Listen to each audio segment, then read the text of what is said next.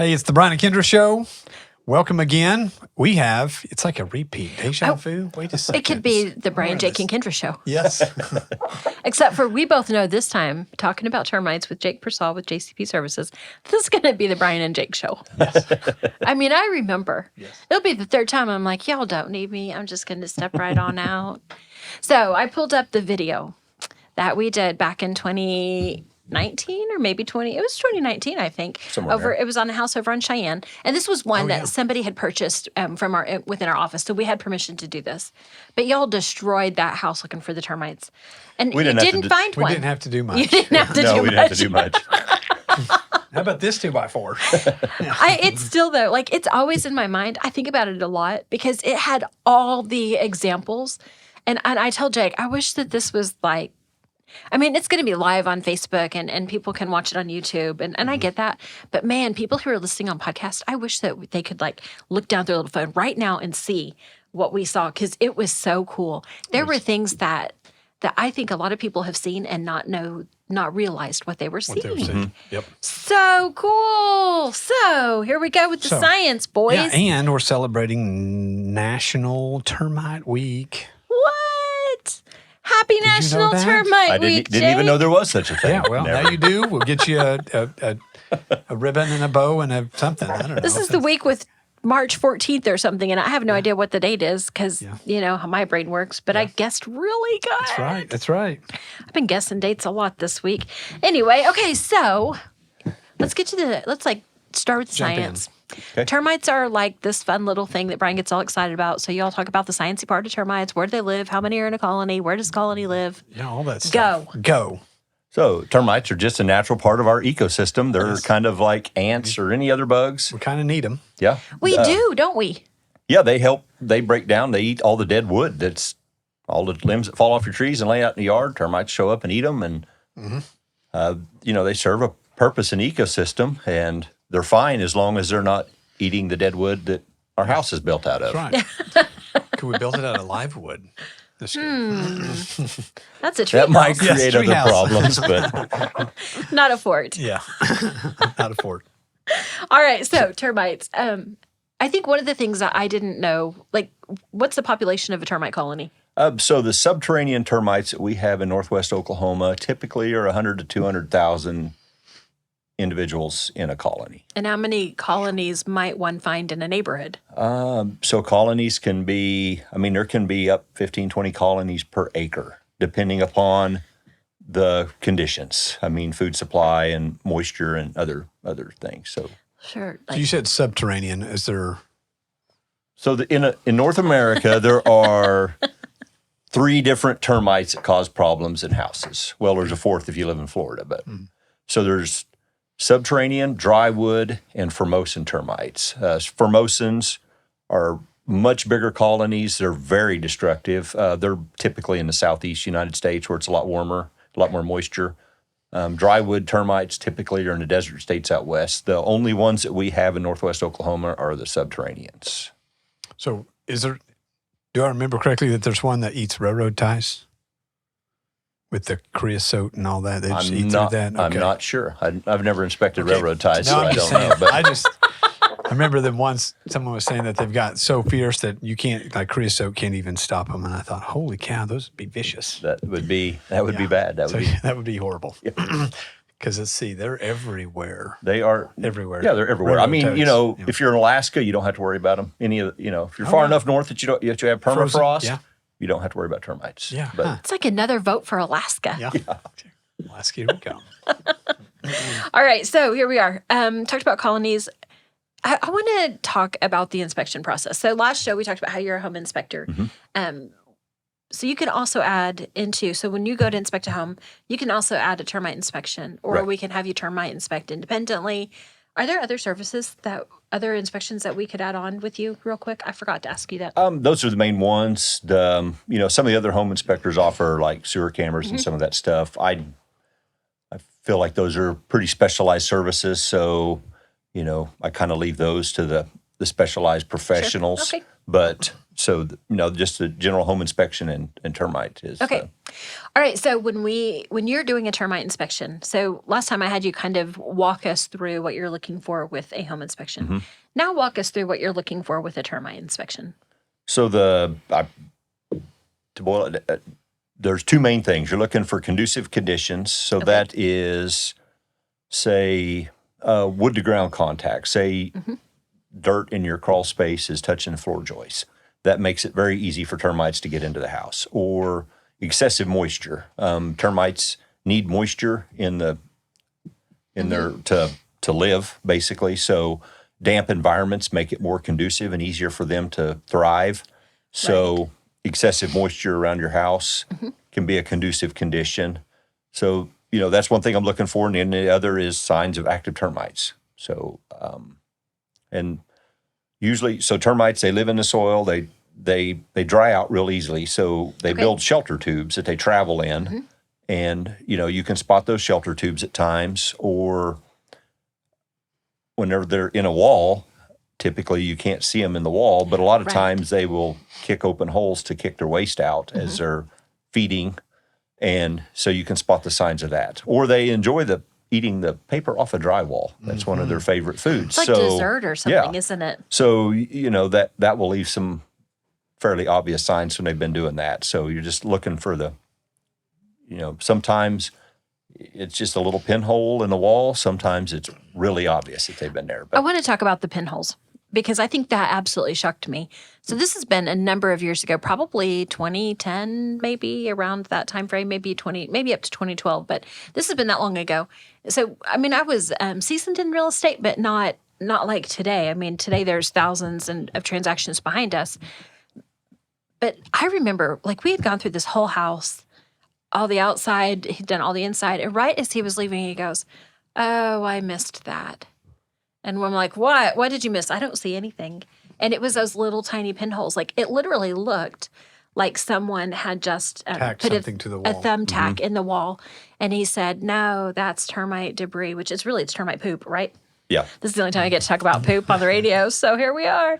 Yeah, anyway, he wiped it off, and she goes, "Oh, I clean that all the time. I had no idea." And so that shocked me because it was tiny, and I would not have given it a second thought. And it's one of those minor signs that you're right.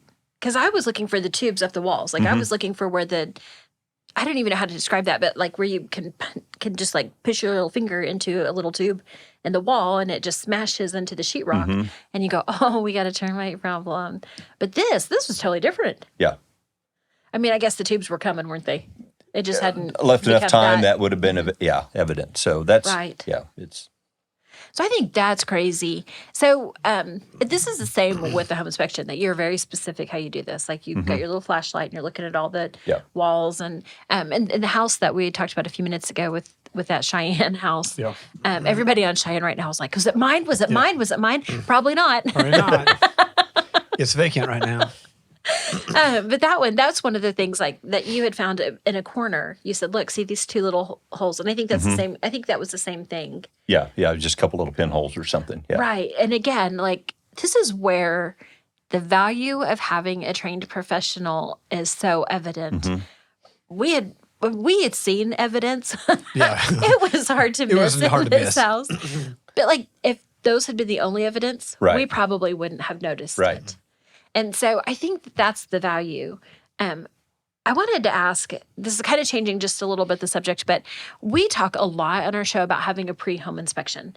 We think it's a great idea for a buyer, for a seller. If I'm going to sell my house, I should have you come in right now, and man, would I really not want to. But because I know you're going to find stuff I have no idea. And I know it's going to be a little bit of an expense for me. But as a seller, how valuable to be able to have you come in. I can do all the things with the home inspection, get everything up to par so that a buyer comes in and goes, "Wow, I feel really great about this." And a step ahead for the appraisals and things like that as well. For a termite inspection, I feel like that's a little different. Do I want to do a pre-termite inspection? It's not a bad idea. I think, that's not necessarily my world to get into the psychology of the buyer, but if the buyer... Nobody wants to get into psychology today anyway, I promise. But if the buyer knows that, hey, a month ago we found termites at this house, but we were already treating them to deal with them. That's not an issue. I think it might add a little peace of mind to them, Right. to where they're not getting that surprise when they're getting inspection reports back of, termites has already been talked about. It's not Right. something new that, oh no, we got termites to deal with. That's true. It kind of gives the buyer just a little more security that, well, they've already found it. They've already taken measures. It's already in progress. I was actually thinking the opposite. Whenever somebody asked the other day, do you have the appraisal for and about my house? Because they just went under contract again. I said, I don't, but it won't matter anyway, because appraisal really is only good for the minute that it's written. I kind of view termite inspections the same. It is, because, termites are a living organism. So, Right. Where they weren't 6 months ago, they could be today. So, yeah, Right. So that was my follow-up question is, so you don't find anything for the seller's termite inspection. It goes under contract a month later.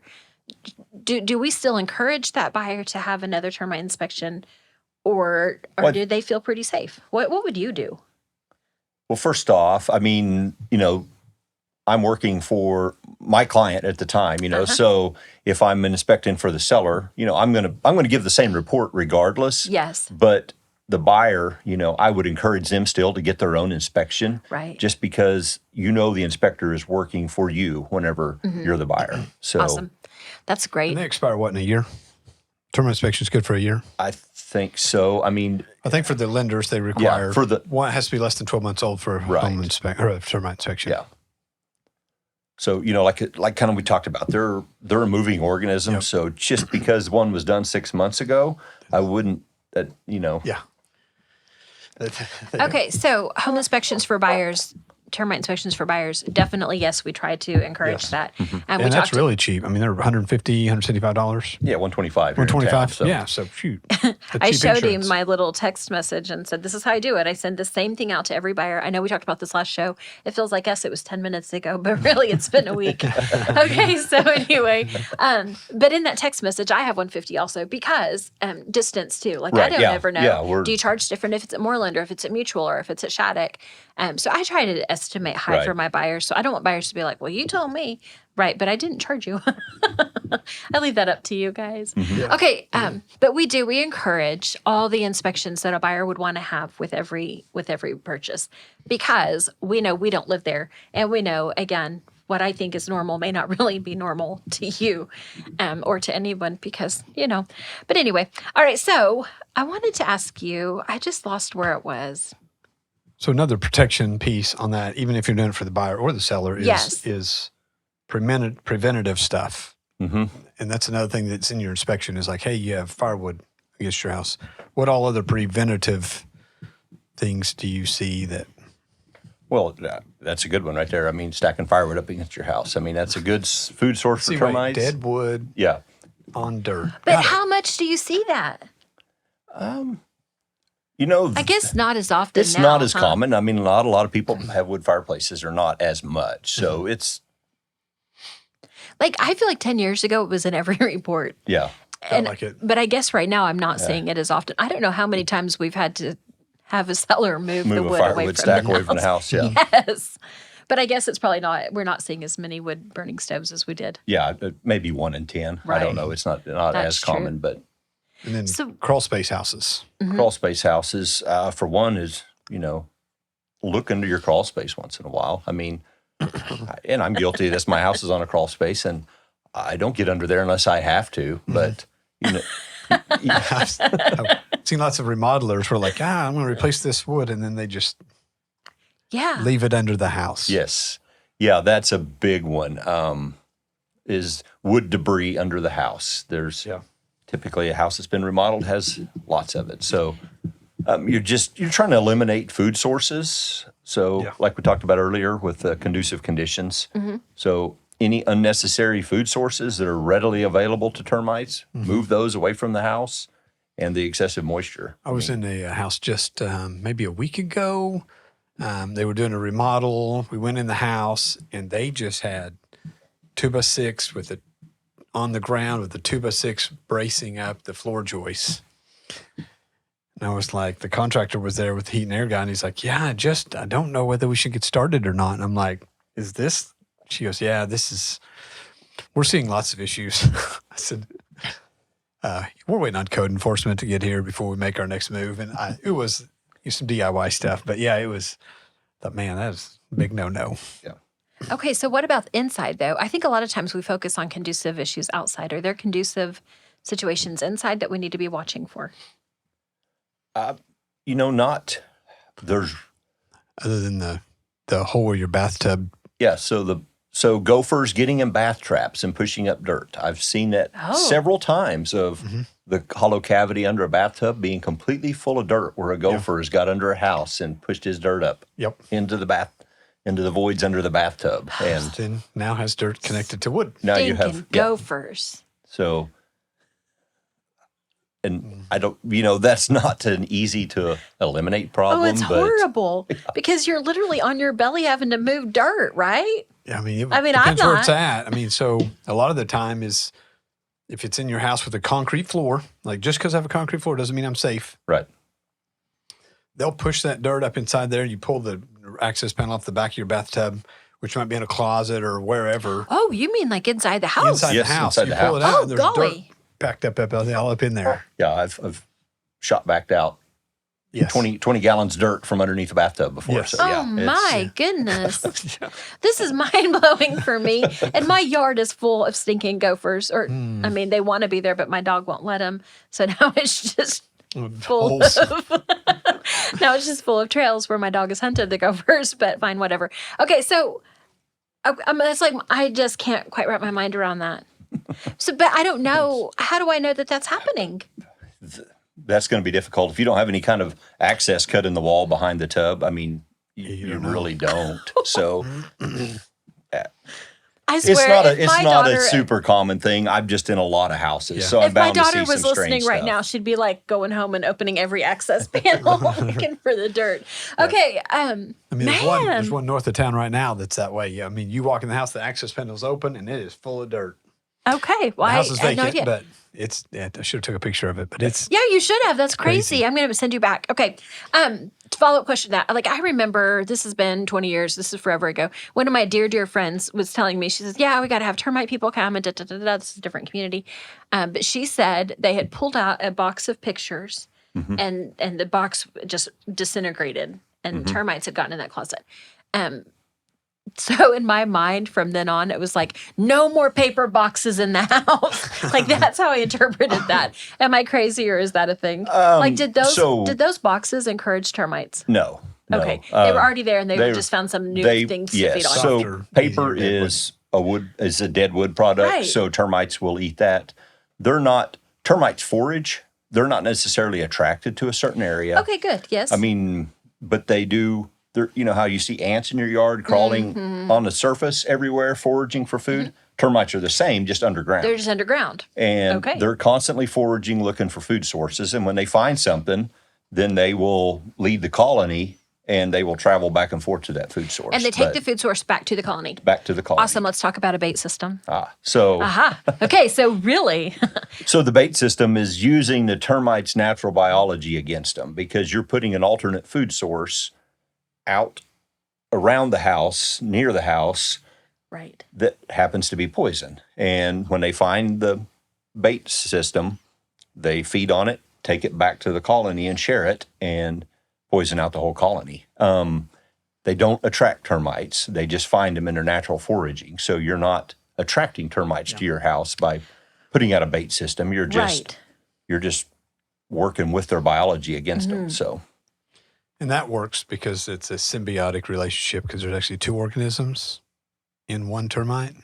Yes, they have the bacteria or microbe in their Yes. gut that actually breaks down the wood. And that's so what they the can. poison kills. That's the coolest thing. When I was a teacher, that's what we did. We went and planted some 2x4s in the ground and seen how long it'd take termites to get there in the football field. And sure enough, a couple weeks later, there's termites. We take them to the classroom and put them on microscopes and see what's inside of them. And if you want to get off in the weeds, Yeah, let's do that. You've got a minute. so that's that's a good, the liquid chemicals on them, the non-repellent liquid chemicals. That's what they do is I believe, understand correctly, is poison out that microbe. The chemistry of the bait system actually stops them from being able to molt. Oh, okay. So- Which is Cool. it interrupts their life cycle. So they never detect that they're being poisoned. So they just will keep feeding on it until the whole colony's gone. So it's a slow process of eliminating it with a bait system, but they never detect that they're poisoned, so they feed till the whole colony's gone. So it's kind of interesting. That's kind of a cool deal. Where science is taking it. Yeah. Sweet. And then there's not very many people around that do drill the holes, which is very invasive to me. Like they'll drill holes in the side of the house and then you concrete. And So with a liquid treatment, which is a standard treatment, and it's an absolutely effective treatment, but the goal with the liquid treatment is to create a chemical barrier around your entire structure, to keep the termites from traveling through the soil to get to your house. So if you have concrete up against your house, you have to drill through the concrete to get the liquid down in the soil underneath there. So it can be a very invasive process. And, a lot of times you have to go inside the house and drill where... Right. And we're drilling into our tile and drilling in, and it is invasive because of that. Mm-hmm. And that creates a more costly, it's still a very effective treatment, but it's a much more costly treatment from what we're seeing. Yes. In order, I always, I want to be careful on this because I didn't ask you beforehand if we can talk about cost. But I think that the cost efficiency of the bait system versus the prior treatments that we saw. So we haven't seen a liquid treatment in years now since you've begun with your bait systems. I can't remember the last time that we saw a liquid treatment. It's been a while. Drilling and putting in the chemicals. Since you've begun. So how long is that? Been using bait systems for about 6 years now. That's what I was thinking. Somewhere like I was thinking that. in the 6 to 8 year range. But I'm thrilled with the cost efficiency of it because before, a termite treatment could seriously hurt our contract because the seller may not have $2,000, $2,500 to treat, and now they're able to say, "Oh, that hurts a little bit, but I can manage that." Yeah, and it's huge. It's a huge deal. And the bait system, so say over a 10-year span, the costs are going to probably kind of equal out. Sure. But because the bait system does require ongoing maintenance to remain effective over time. But, where the liquid you put it in and then it degrades over time, but you get 10 to 15 years of protection from the last one I did, the guy told me it was a 5-year guarantee. 5-year guarantee. Okay. So chemicals, the chemicals that we used to use are different than the chemicals that we can use now. Yes. And I think that's where it, Well, the EPA outlawed the old chemicals because they never break down in the environment. Right. So it's good for keeping termites out, but not if you want them to go away. So.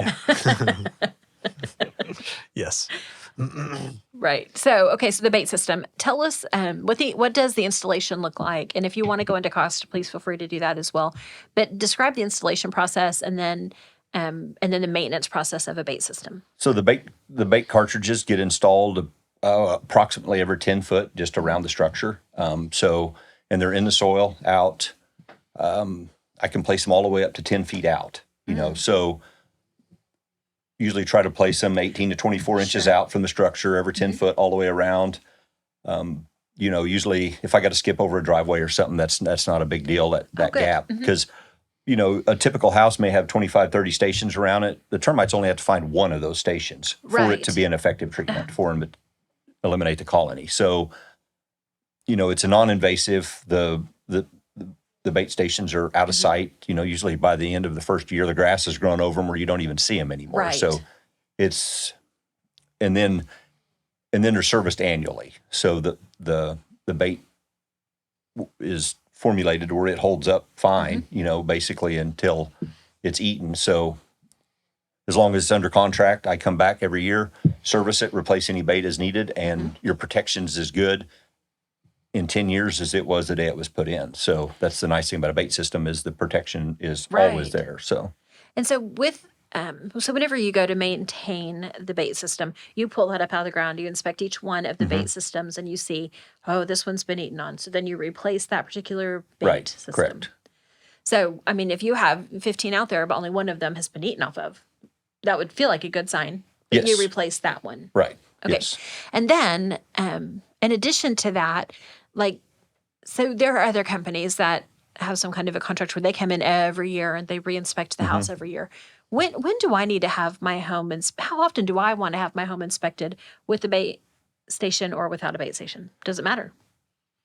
So if you got a bait system, but I would say there's no perfect guarantee. Because again, you're dealing Sure, with a of course. living organism. So Right. they're going to having an inspection, termites are not something that overnight going to damage your house. Sure. If you see Right. signs of termites in your house, it's not a panic. We got to sell the house and burn it down right now because Right. everything's over. They take years of consistent. I'm sorry. I immediately thought it's not like spiders. Yeah. I'm just kidding because I don't even have a problem. But I see people all the time with snakes, and I definitely don't have a problem with that either. So either way, okay. I'm sorry. Go ahead. That just made me laugh. So Don't burn your house down. Yeah, don't burn Okay. your house down. And it's not the end of the world if you find But you're a termites. fireman too, aren't you? Yes. So if you do, call Jake. Yeah, if you Okay. do. Either way. So, it takes a while for termites to do significant structural damage to a house. So, Right. It's kind of one of those things. If you see signs, don't ignore it. Right. But, deal with it sooner rather than later. But they're not the end of the world. Right. So, for the average homeowner, if you don't have any kind of treatment plan in place, still having somebody to look every year would be great. But even if that's not feasible, every 2 or 3 years should be sufficient to, at least catch them before they can do significant Right. damage. So Right. and with the bait system, we still, for sure, if I'm treating active termites with a bait system, I definitely want to go back and look and make sure they're not Yes. where I found them active before. And then, we definitely want to, keep an eye on things and look, Awesome. make sure they're gone. So, All right, we're down to the very end. Is there anything that you would want to make sure that we reiterated to buyers or sellers, or I guess homeowners? Like, is there any important information that I missed that you want to make sure we know? Like my phone number. so one thing with termites are always, they're part of nature. And if you own a property long enough, you'll deal with termites. It's not if, it's just when. Exactly. And they're not panic. It's not the end of the world. They're fairly easy to deal with. And, just don't ignore them.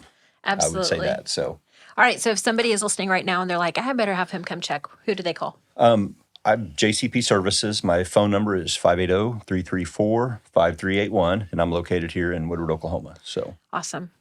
Awesome. Well, Shop local. I'm going to send you out. I forgot I have one that needs treated, so I'm going to send you out there. Get that sucker done. All this reminded me of all the times I was like, I forgot to call him. So yeah, we'll get you tied up. So again, Thank you for being here, and thank you for all the Sure. information. We appreciate both shows. Yes. Man, we appreciate the heck out of you. hey, I enjoy it. It's fun. yeah, happy is. National Termite Week. All right. Yeah. Everybody go celebrate. Kill them suckers. All right. Thanks for listening. It's the Brian and Kindra Show. I'm Brian Cook, 580-334-2303. And I'm Kindra Brown, 580-216-0090. And we'll see you next time.